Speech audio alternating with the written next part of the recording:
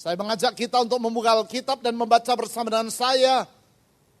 Kitab Kejadian pasal yang ke-21 ayat 1 sampai 7.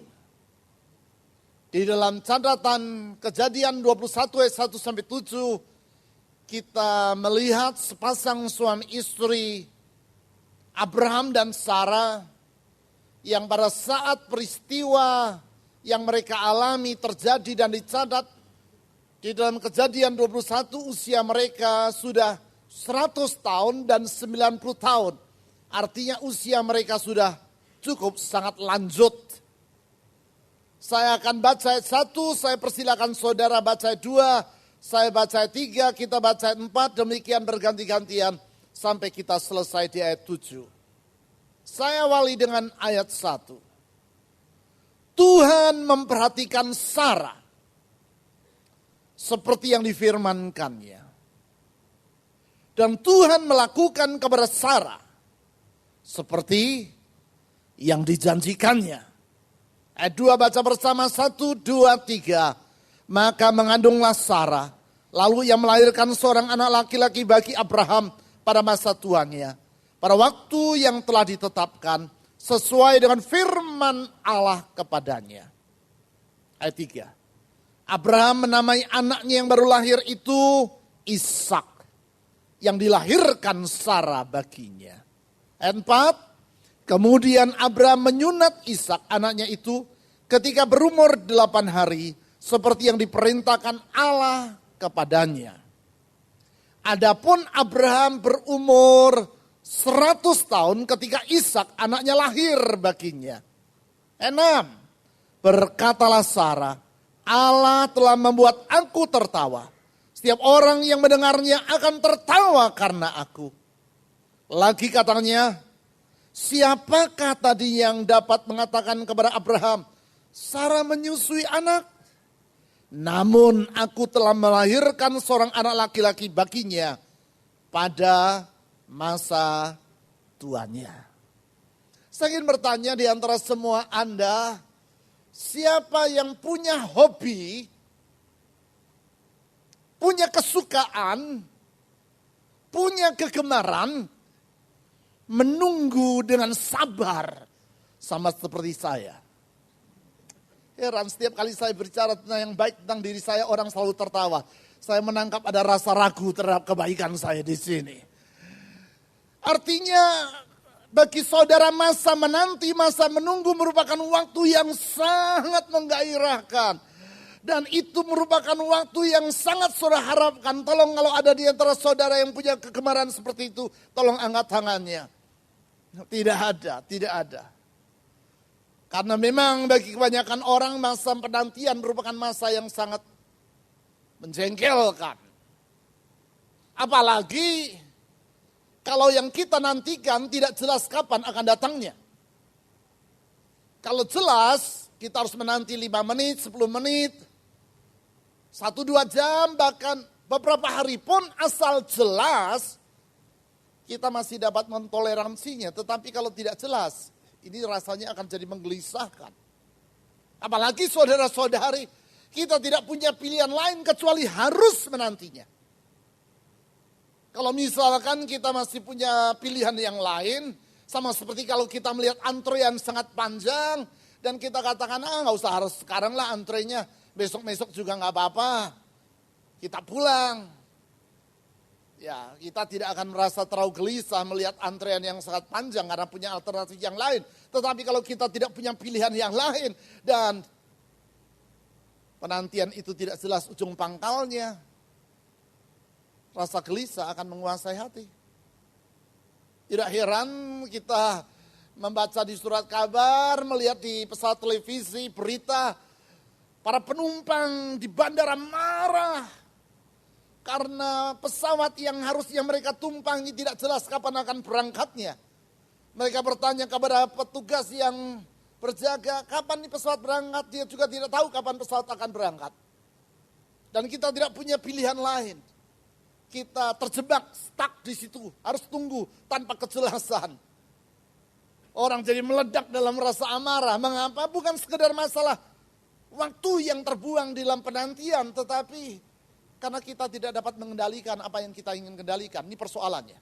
Kenapa orang tidak suka menunggu? Karena orang cenderung ingin mengendalikan segala sesuatu. Dan dalam penantian yang tidak jelas ujung pangkalnya, kita merasa kehilangan kendali.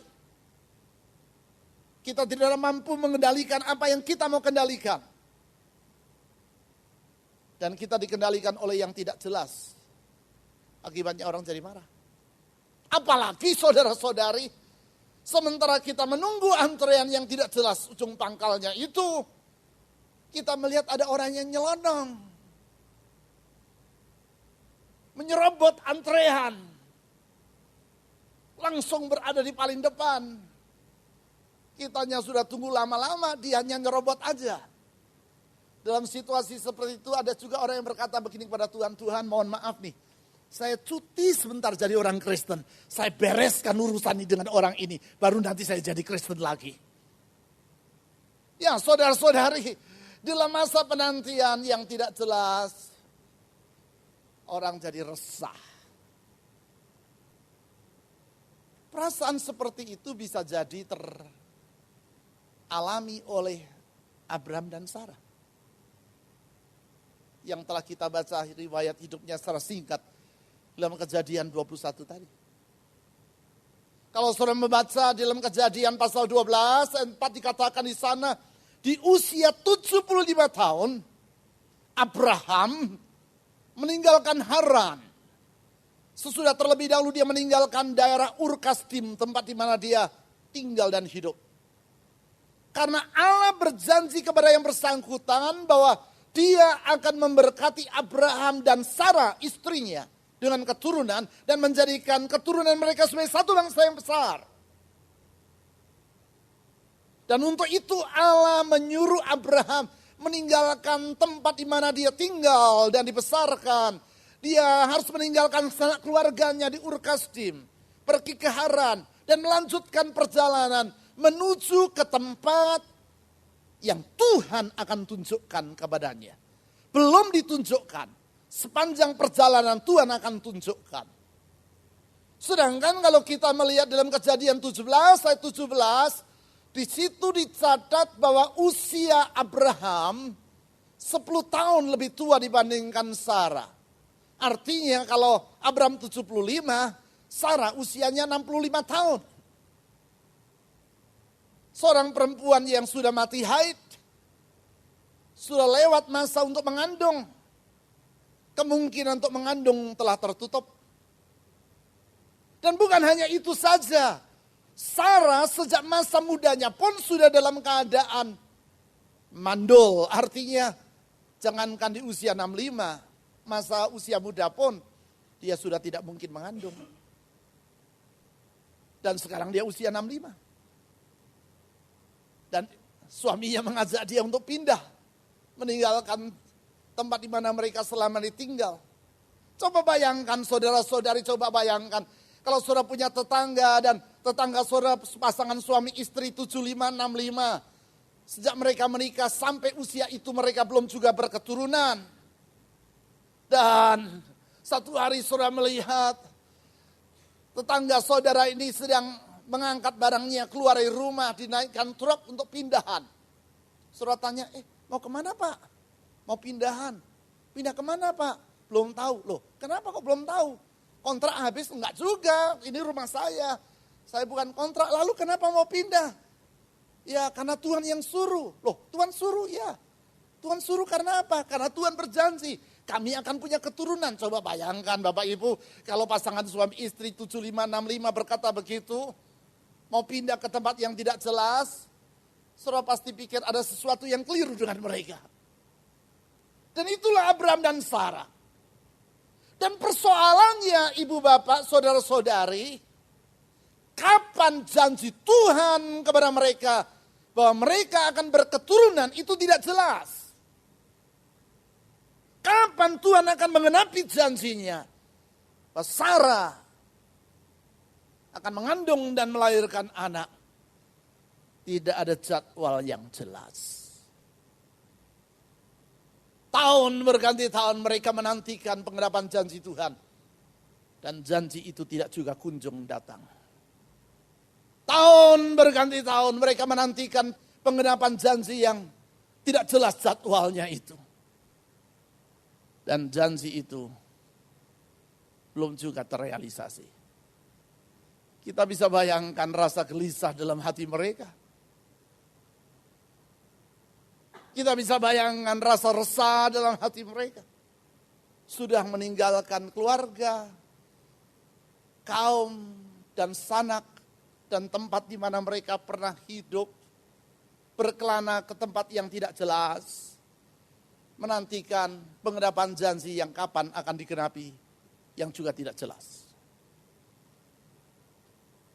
Dalam situasi seperti itu, bisa jadi mereka bertanya, di manakah Tuhan? Mengapa tidak juga apa yang Dia janjikan digenapi? Terlebih lagi, di dalam masa penantian yang tidak jelas itu, budak perempuan dari Sarah yang bernama Hagar menyalip majikannya Sarah. Dan dia mengandung, melahirkan Ismail bagi Abraham.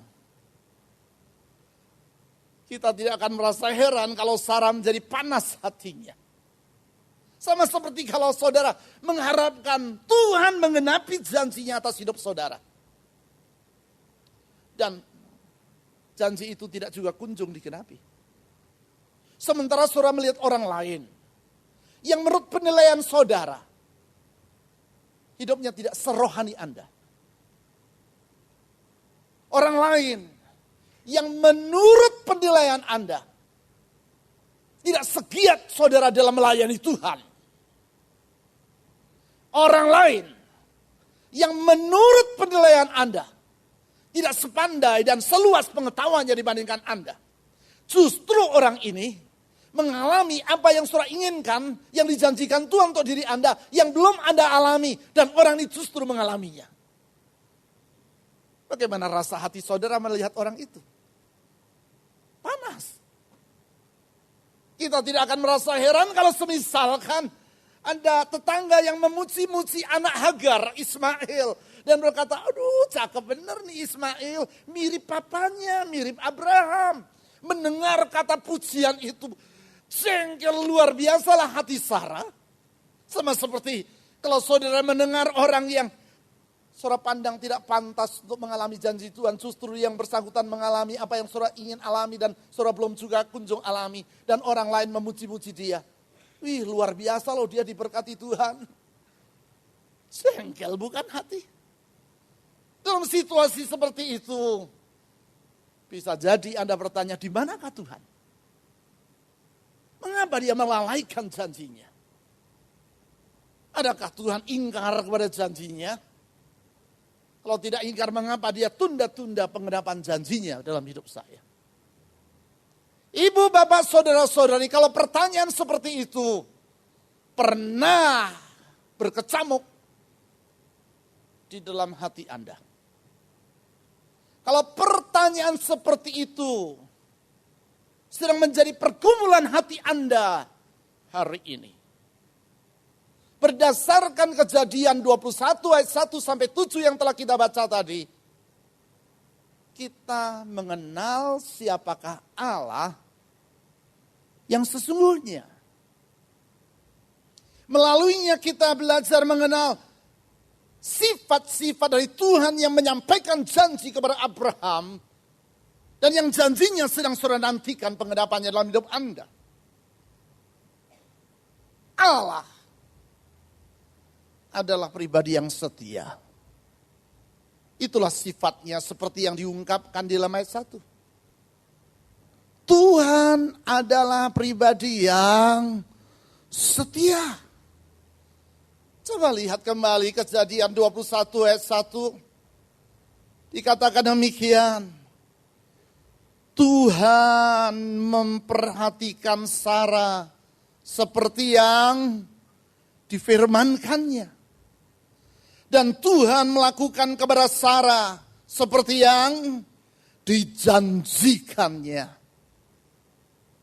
Tuhan kalau berjanji, dia tidak akan pernah mengingkari janjinya.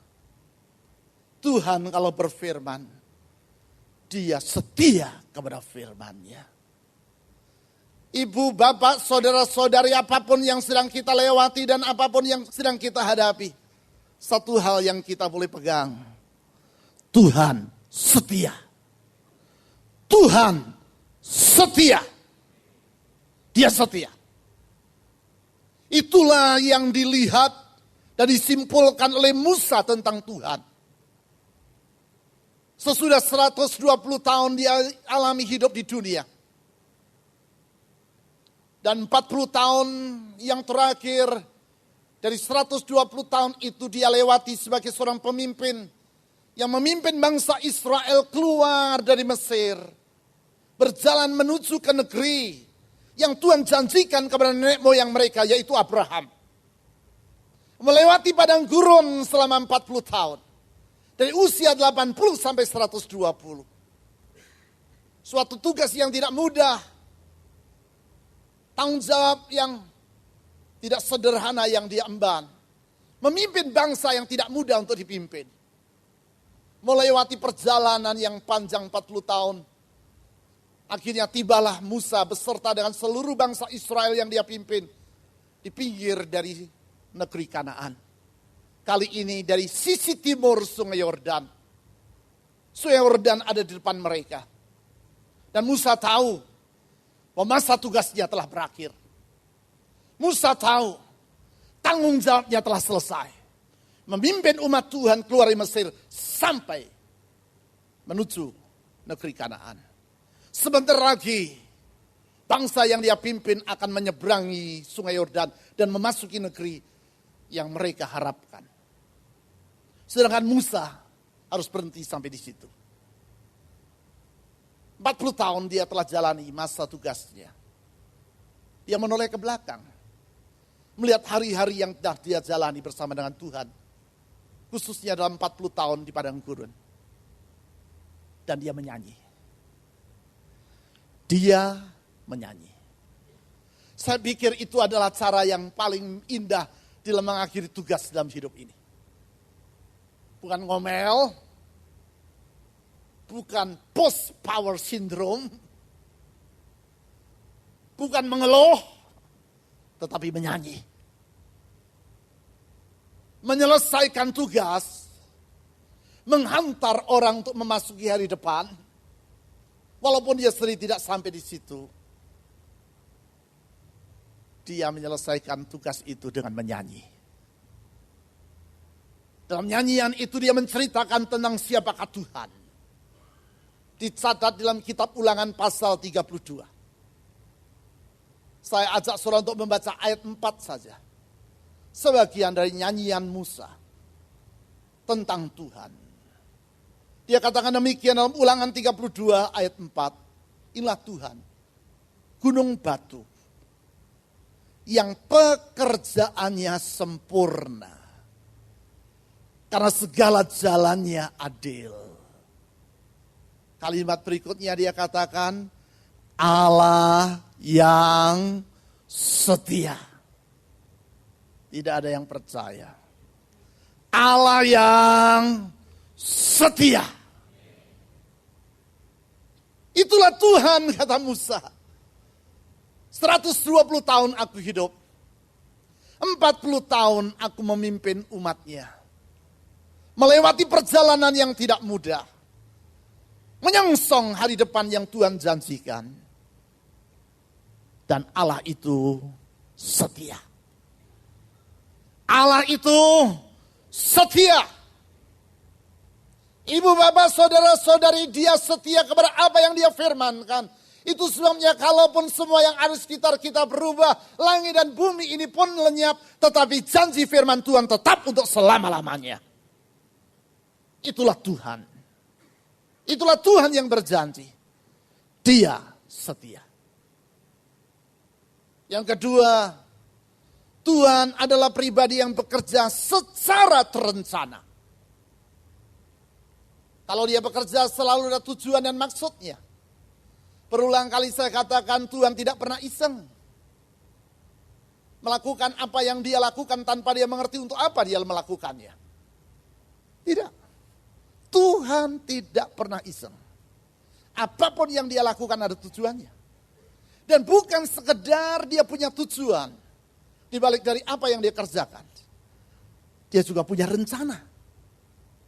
Dia susun tujuannya itu dalam rencana. Karenanya Tuhan bekerja selalu secara terencana.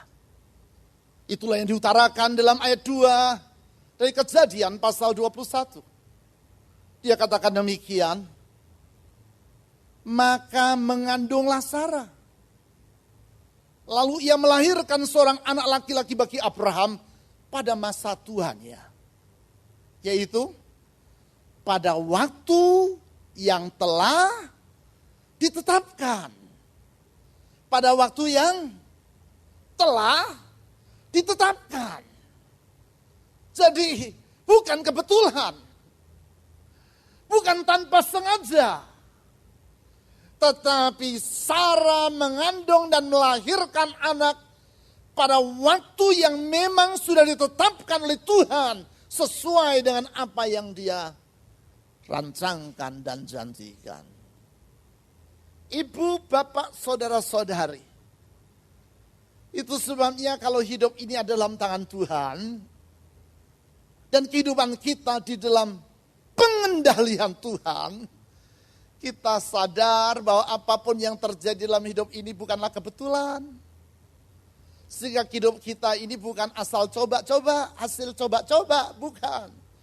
Apa yang kita alami merupakan karya Allah dalam perencanaannya. Dan rencananya itu selalu sempurna adanya.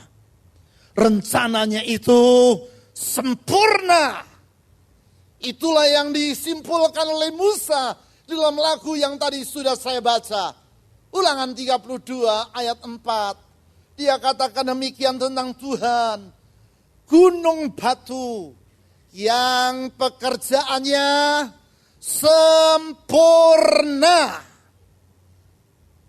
Tuhan yang karyanya apa? Sempurna. Kalau Tuhan bekerja, dia bekerja dengan terencana dan rencananya itu sempurna. Dia setia. Dia bekerja secara terencana dalam hikmatnya yang tak terbatas itu. Rencananya sempurna. Karena itu, inilah Tuhan.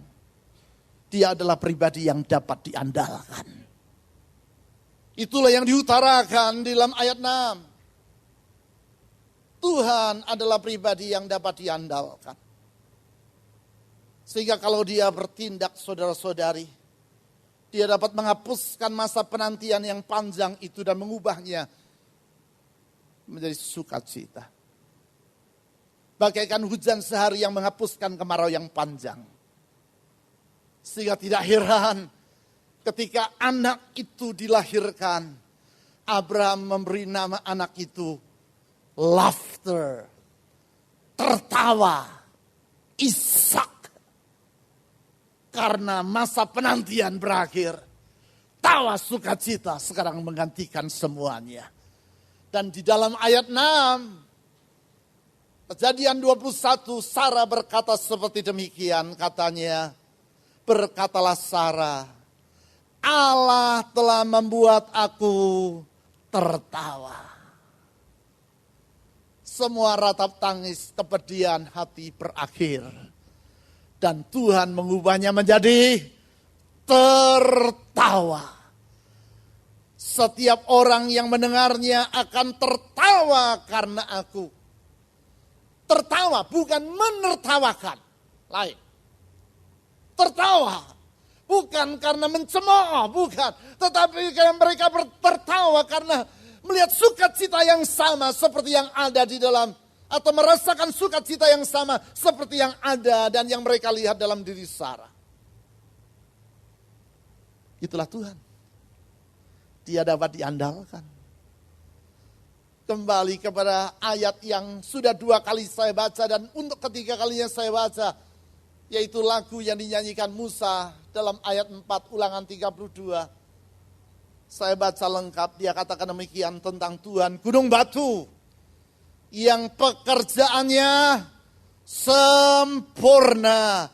Karena segala jalannya adil, Allah yang setia. Kalimat berikutnya baca bersama saya, 1, 2, 3. Dengan tiada kecurangan, adil dan benar dia. Tiada kecurangan, ingat ibu bapak, Tuhan tidak pernah bermaksud curang kepada kita. Tak pernah terbersit dalam pikirannya maksud buruk terhadap kita.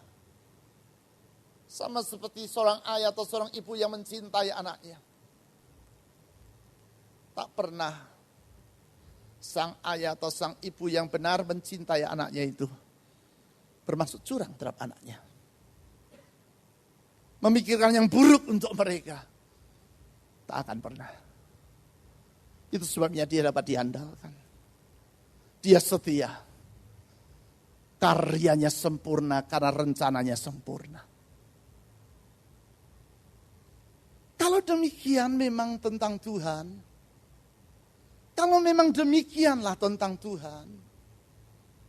Mengapa dia harus membiarkan atau mengapa dia membiarkan Abraham harus menunggu sekian waktu sampai janjinya digenapi dalam diri Abraham.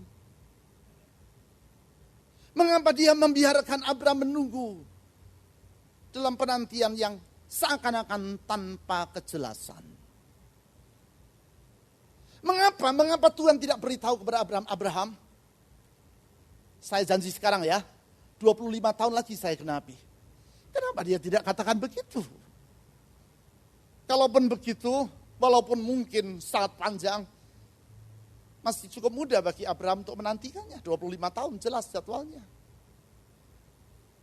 Mengapa? Tuhan tidak genapi janjinya 2-3 tahun sesudah dia menyampaikannya kepada Abraham. Sehingga Abraham dan Sarah berketurunan di kala mereka berusia 67, 67. Tetapi kenapa harus menunggu sampai sekian waktu? Saudara-saudari, kalau pertanyaan seperti itu pernah juga muncul dalam diri saudara. Kenapa Tuhan membiarkan saya harus menanti? Ingat dua hal. Yang pertama, rencana Tuhan tidak selalu sama dengan rencana kita. Rencana Tuhan tidak selalu sama dengan rencana kita.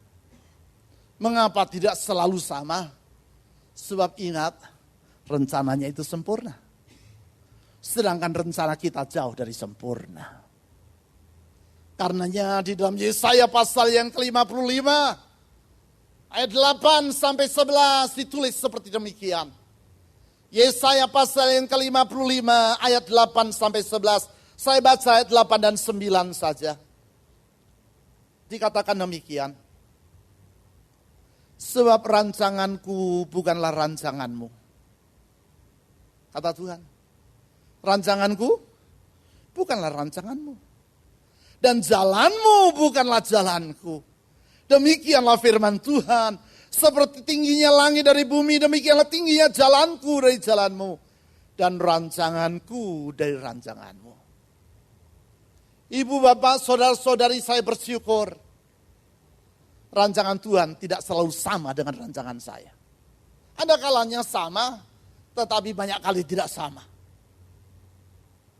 Saya bersyukur karena rancangan Tuhan tidak selalu sama dengan rancangan saya.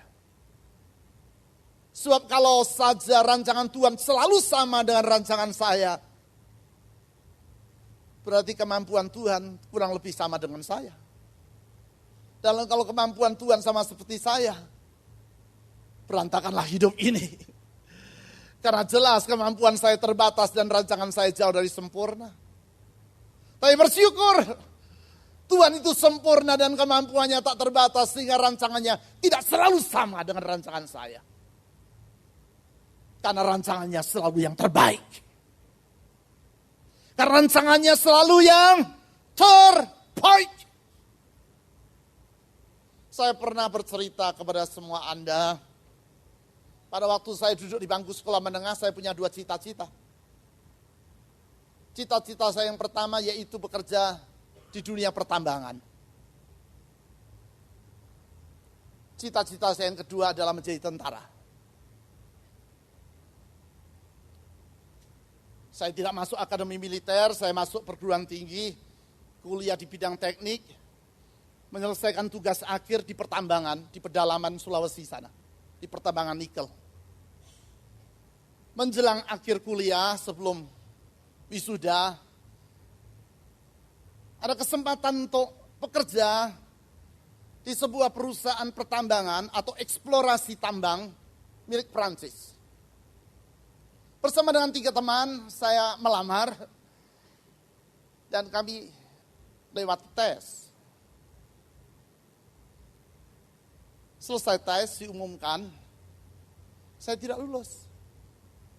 Oh, tidak terlalu persoalan bagi saya. Tapi yang menjadi persoalan adalah karena teman saya yang ikut tes bersama saya, yang menurut saya kemampuan akademiknya di bawah saya, menurut saya. Dia lulus, saya enggak. Jadi pertanyaanlah dalam hati, kenapa kok bisa begini teman saya lulus, diterima di pertambangan, saya enggak. Saya wisuda, saya bekerja di satu perusahaan. Bulan ketiga saya bekerja, saya mendapat surat yang tidak pernah saya mimpikan, yang tidak pernah saya bayangkan. Yang bahkan saya baru tahu ada surat seperti itu pada saat saya menerimanya. Surat dari Departemen Pertahanan dan Keamanan dan Dephamkam waktu itu namanya. Surat panggilan untuk masuk Milsuk. Zaman itu masih ada program Milsuk, militer sukarela. Jadi dari Hankam TNI memilih beberapa perguruan tinggi tertentu dan lulusan-lulusan tertentu yang lulus tahun itu untuk dipanggil masuk menjadi militer. Alasannya siapa yang dipilih dan mengapa yang dipilih tidak jelas. Pokoknya dipilih saja. Dan saya kena panggilan itu. Istilahnya indah. Milsuk, militer, sukarela. Tetapi di surat itu bagian bawah ada keterangan. Menurut undang-undang nomor sekian dan sekian, kalau saudara mendapat panggilan ini dan tidak bersedia memenuhinya, saudara termasuk desersi. Jadi kena hukuman. Artinya namanya sukarela tetapi wajib. Nah begitulah, di Indonesia kan begitu. Sumbangan sukarela tapi wajib, begitu kan. Nah ini juga begitu. Militer sukarela tapi wajib. Bagi saya nggak persoalan. Karena tadi saya sudah katakan salah satu cita-cita saya adalah jadi tentara. Malah saya pikir wah ini luar biasa ini. Kesempatan emas. Tidak usah masuk akabri, tidak masuk akademi militer, langsung jadi tentara. Dan kalau lulus tes, dididik 1 tahun di Secapa, di Bandung, lulus langsung menyandang pangkat Letnan 1. Sedangkan kalau masuk akabri, lulus Letnan 2. Ini langsung Letnan 1. Wah luar biasa saya pikir. Ini yang saya nanti-nantikan. Jawaban akhirnya tiba, saya pikir begitu. Mengikuti briefing. Dan disampaikan, di briefing oleh Rindam di Resimen Indo-Kodam. Disampaikan, saudara-saudara kalau saudara lulus, saudara ikatan dinas 5 tahun. Dan kalau selesai lulus 5 tahun atau selesai ikatan dinas 5 tahun, kalau saudara mau meneruskan karier di TNI dipersilahkan, kalau saudara mau balik ke dunia sipil juga boleh, karena sudah masa tugasnya lewat. Dan kalau saudara mau balik ke dunia sipil dijamin berdasarkan undang-undang, saudara pasti akan diterima di perusahaan tempat yang pernah saudara tinggalkan, karena ada aturannya. Jadi nggak usah pikir kerjaan lagi. Dan kalau tidak mau kerja di situ, akan diberikan surat referensi untuk bekerja di perusahaan-perusahaan negara, Pertamina atau mana saja. Wah keren benar saya pikir begitu kan. Jadi saya siapkan diri saya baik-baik. Saya latihan lari, latihan renang, siapkan fisik baik-baik supaya lulus tes. teman saya, teman baik saya juga kena panggilan. Tapi beda dengan saya, dia tidak ingin masuk Milsuk. Karena ayahnya tentara. Om dia tentara. Om dia yang lain, paman dia yang lain tentara. Semua keluarga ayahnya tentara semua. Dan dia katakan cukup ayah saya saja yang jadi tentara. Saya tidak mau jadi tentara. Tapi tidak ada pilihan bagi dia. Sudah kena panggilan. Harus. Walaupun sukarela. Wajib. Walaupun sukarela. Jadi beda dengan saya siapkan fisik saya baik-baik. Sengaja dia tidak mau menyiapkan dirinya. Besok ada tes kesehatan, itu tesnya macam-macam. Tes mental, ideologi, tes ini, tes itu. Terakhir tes kesehatan. Saya siapkan diri baik-baik. Sengaja teman saya malam tidak tidur semalaman. Sengaja malam itu dia minum bir. Supaya maksud dia esok waktu tes tidak lulus. Lewat tes. Tibalah waktu pengumuman. Dan sudah tahu jawabannya. Pak Bambang tidak lulus tes. Teman saya lulus, saudara-saudari. Saya kan jadi heran, kenapa begini? Apa yang saya harapkan, apa yang saya inginkan, tidak terjadi. Justru orang yang gak mau, malah mengalaminya. Tetapi hari ini, 30 tahun lebih sudah berlalu. Kalau orang bertanya kepada saya, Pak, apakah Bapak menyesal dan kecewa? Hari ini saya akan katakan tidak. Saya tidak menyesal dan kecewa. Walaupun pada waktu itu hati rasa gelisah, kenapa begini? Hari ini saya akan katakan saya tidak kecewa. Karena saya tahu rencana Tuhan selalu baik untuk saya. Rencana Tuhan selalu baik untuk saya. Kemarin siang saya tiba pulang dari perjalanan cukup jauh ke daerah Maluku Utara sana. Tepatnya ke daerah Halmahera. Lebih tepatnya daerah Halmahera Barat. Kota terbesar di Halmahera Barat namanya Jailolo. Kota kecil. Untuk menuju ke Jailolo kita harus terbang 4 jam dari Jakarta menuju Ternate. Kemudian menyeberang dengan kapal speedboat 1 jam ke Jailolo. Sampai di situ masih naik mobil lagi 1 jam ke satu daerah. Karena saya membuka acara sidang dari gereja-gereja seluruh wilayah Halmahera Barat. Atau seluruh Maluku Utara lebih tepatnya disadakan di situ. Gubernur datang, wakil gubernur ada di situ. Bupati, ketua DPRD, para pejabat ada di sana. Selesai acara pembukaan karena saya mewakili Persekutuan Gereja-Gereja di Indonesia PGI. Saya duduk satu meja dengan Pak Wagub, ngobrol, bicara, makan, bergurau. Bicara ini itu. Yang saya pikir kalau misalkan dahulu saya bekerja di pertambangan gak akan bakal saya begitu, saudara-saudari. Hari Jumat pagi saya akan pulang meninggalkan Ternate. Tentu menyeberang dulu dari Jailolo ke Ternate. Sore baru pulang ke Jakarta. Saya pilih melintas selat itu sepagi mungkin supaya laut tenang. Saya dengar bahwa ada ferry menghubungkan antara Jailolo dan Ternate. Saya beritahu panitia, kalau bisa besok saya naik ferry saja. Kemarin sudah naik speedboat, sekarang mau naik ferry. Panitia beritahu pada Pak Bupati. Pak Bupati katakan pada saya, Pak Pendeta jangan naik ferry. Itu 2 jam Pak. Ya tapi saya ingin coba lah Pak, nggak usah jangan. Naik speedboat aja. Saya pikir saya ingin kok dia nurut, dia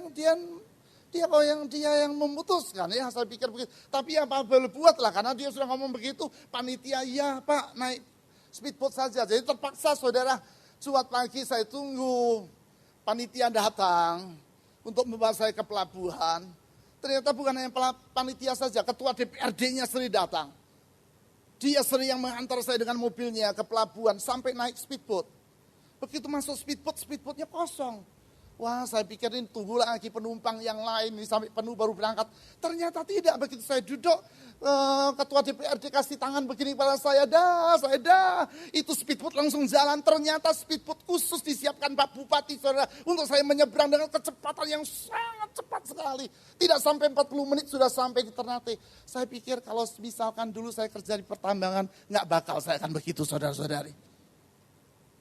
Belum cukup sampai Ternate, mobil ketua DPRD sudah tunggu. Dan stafnya diberitahu tugas, Pak Bambang mau kemana saja diantar sampai sore. Saudara-saudara, bukan kenikmatan itu yang saya mau banggakan, bukan itu. Pelayanan tidak selalu nikmat, jarang-jarang malah nikmat seperti itu. Tapi satu perkara yang pasti, rencana Tuhan selalu yang terbaik. Rencananya lebih baik daripada rencana saya sendiri. Rencana Tuhan tidak selalu sama. Tetapi yang pasti rencananya selalu lebih baik dan yang terbaik bagi kita. Karenanya dalam Pengkhotbah 3:11, jangan pernah lupakan ayat ini. Pengkhotbah 3:11 dikatakan demikian. Pengkhotbah 3:11, Ia, yaitu Tuhan, membuat segala sesuatu indah pada waktunya.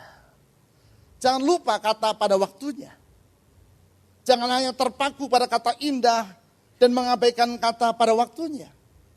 Ia membuat segala sesuatu indah pada waktunya. Indah pada waktunya. Artinya kalau sebelum waktunya tidak indah.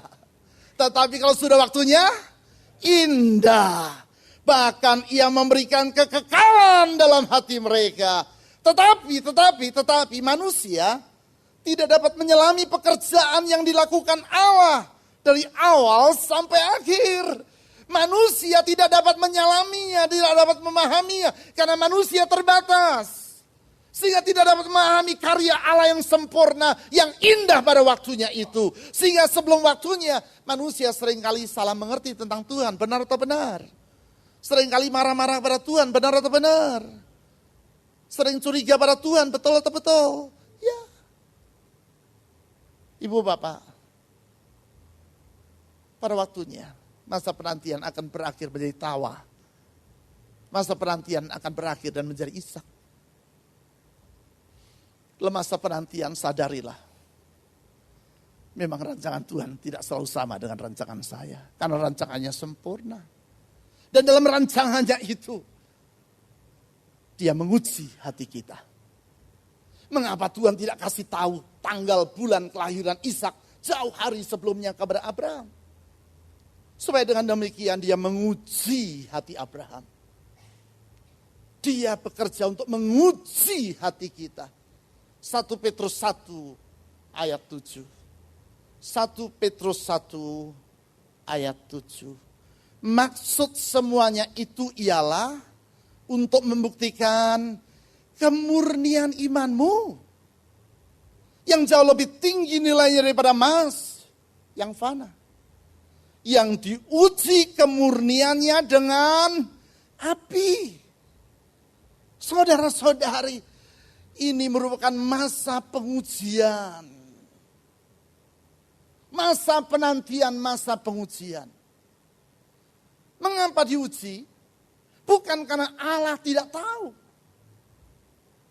Bukan karena Allah pengetahuannya terbatas sehingga dia harus menguji supaya dia tahu.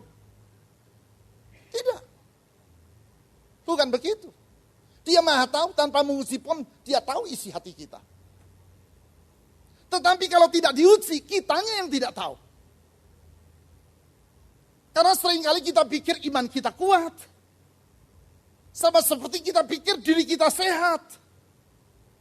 Dokter yang sangat berpengalaman melihat wajah kita sudah langsung tahu kita sakit.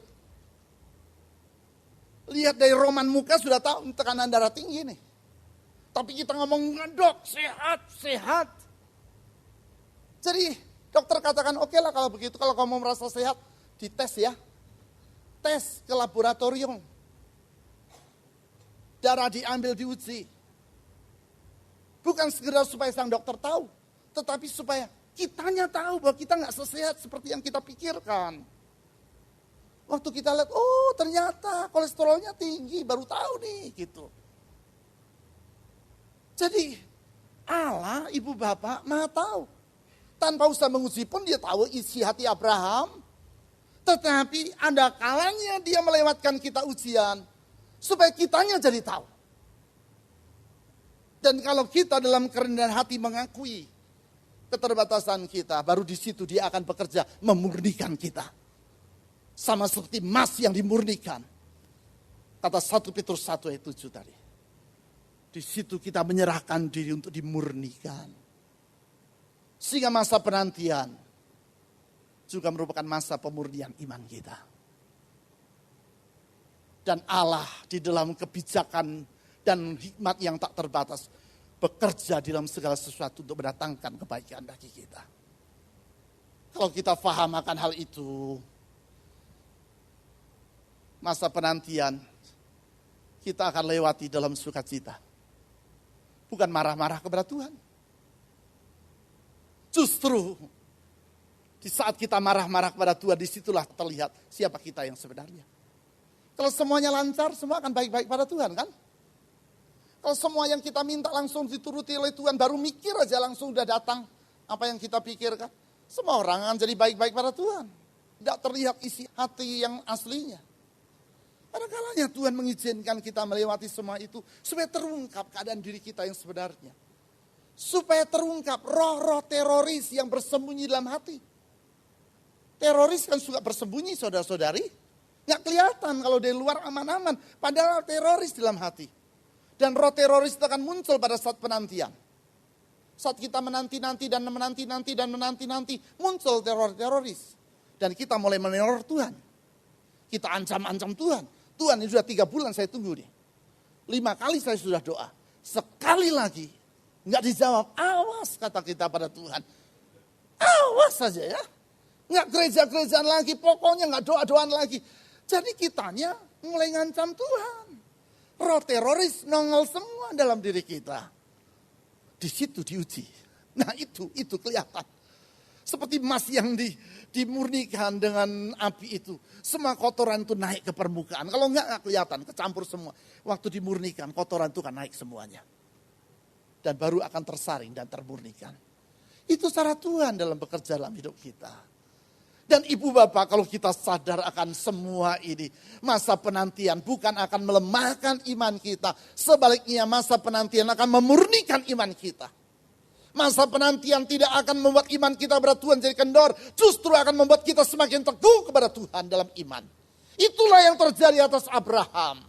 Sebagaimana yang dicatat di dalam surat Roma dan surat Ibrani.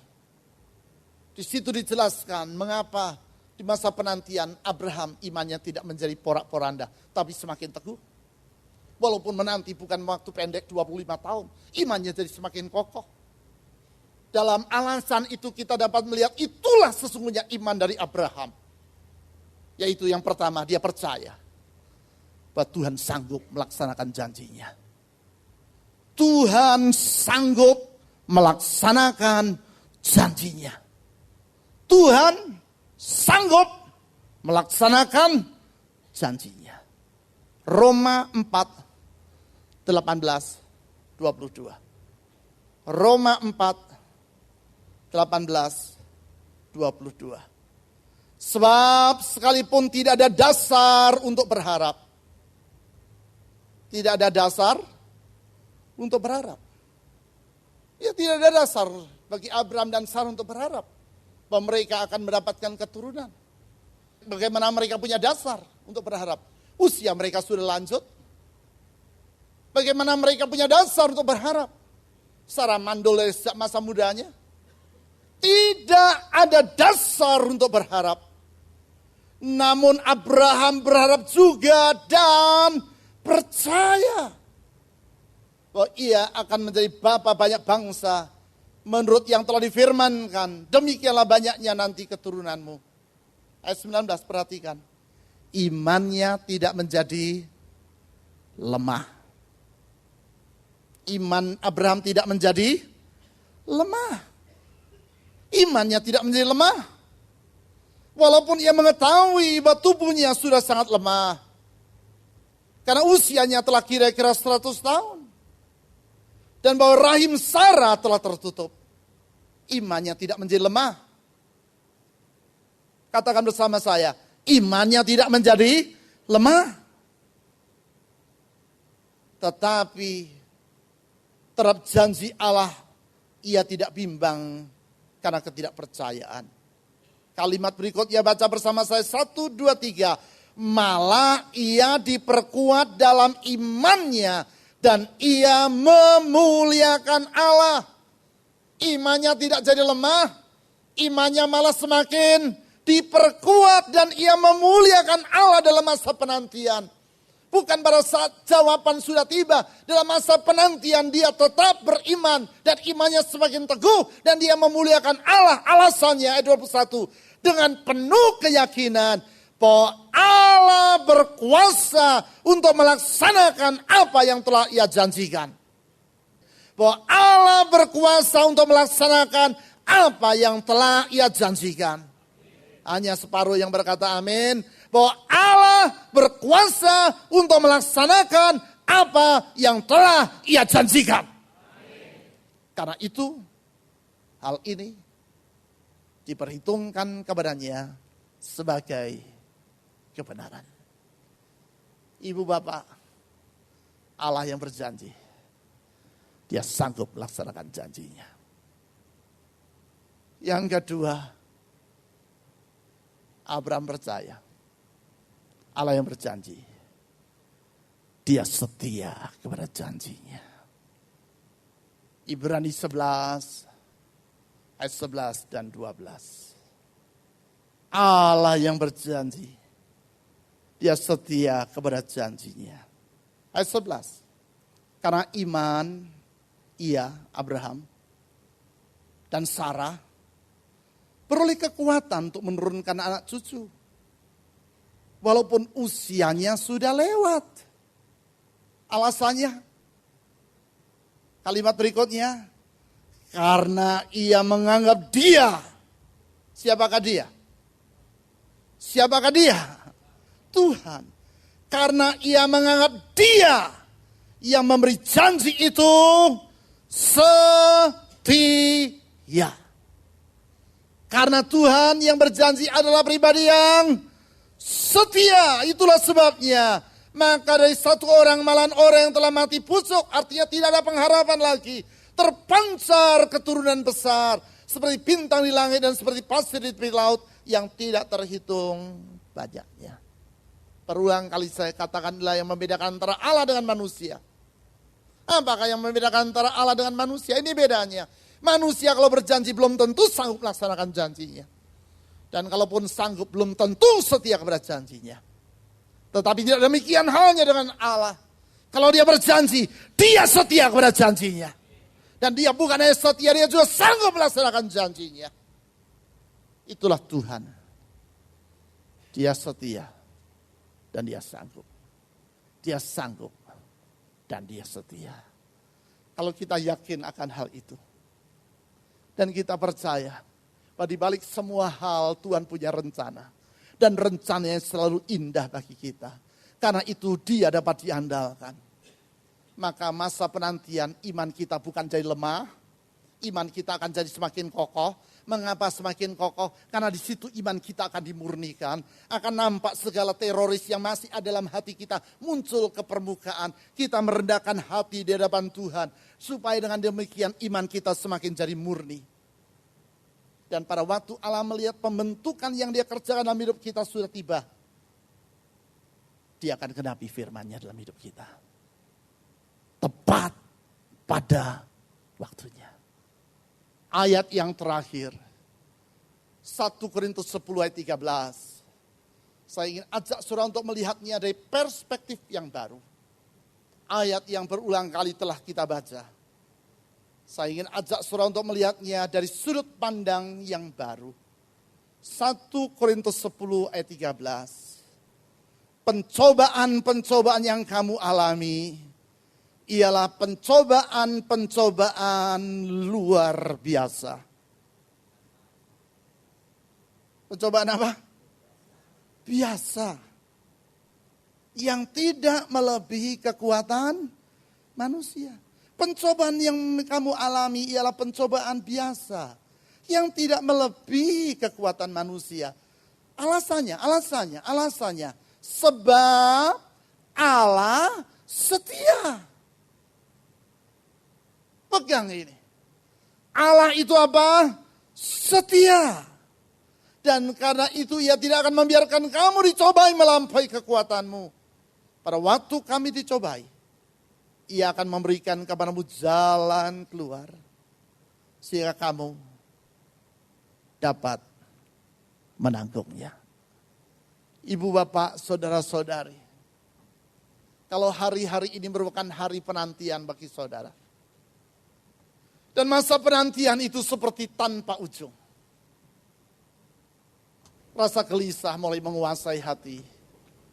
Marah. Bergejolak di dalam jiwa Anda. Ingat, Tuhan itu setia. Dia bekerja dalam hikmat yang tak terbatas. Dan karena hikmatnya tak terbatas, rancangannya bagi kita pun selalu indah. Melaluinya dia memurnikan iman kita. Dan dia akan genapi janjinya indah pada waktunya. Indah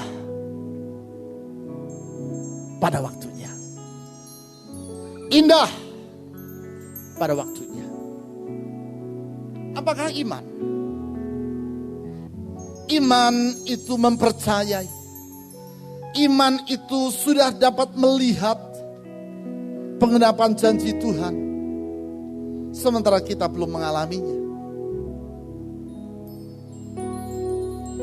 Apakah iman? Iman itu artinya melihat Ishak telah lahir. Walaupun baru mendengar janji Tuhan. Apakah iman? Iman itu artinya percaya dan melihat Ishak pasti akan lahir. Walaupun masih 5 tahun berlalu sejak mendengar janji Tuhan. Dan tidak tahu bahwa 20 tahun lagi Ishak akan lahir. Tapi walaupun tidak tahu kapan Ishak akan lahir, iman membuat kita melihat akan janji Tuhan itu. Ibrani pasal 11 ayat 1 mengatakan, iman adalah dasar dari segala sesuatu yang kita harapkan. Dasar dari harapan kita. Dan bukti dari segala sesuatu yang belum kita lihat. Belum kita lihat, tapi sudah kita lihat.